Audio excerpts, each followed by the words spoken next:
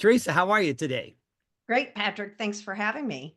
Well, gosh, this is a very big topic. A lot of people are struggling out there. So what were some of the common challenges that divorced and separated parents are dealing with when co-parenting?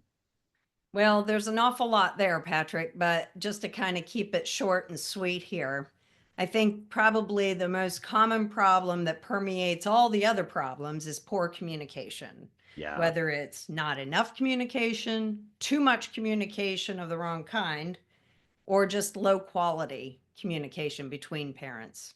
yeah. And this is a big obstacle, I'm sure. So maybe you've got a tip for what a co-parent could do if they're trying to deal with this particular issue? Yeah, so the root cause for that poor communication, there's quite a few little different tentacles, I say, that kind of hang off of that, right? You've got parents that just they really don't want to talk to each other anymore, and so there's that. But there's a reason they got divorced to begin with or separated to begin with, and a lot of that comes back to they want the other person to change. Yes. But let's face it, they couldn't get them to do that when they were together, and they're certainly not going to do that now that they are apart.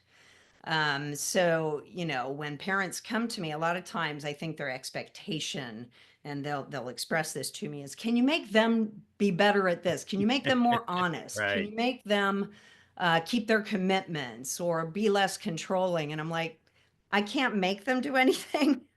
But there are some levers that you Right. can pull, Yeah.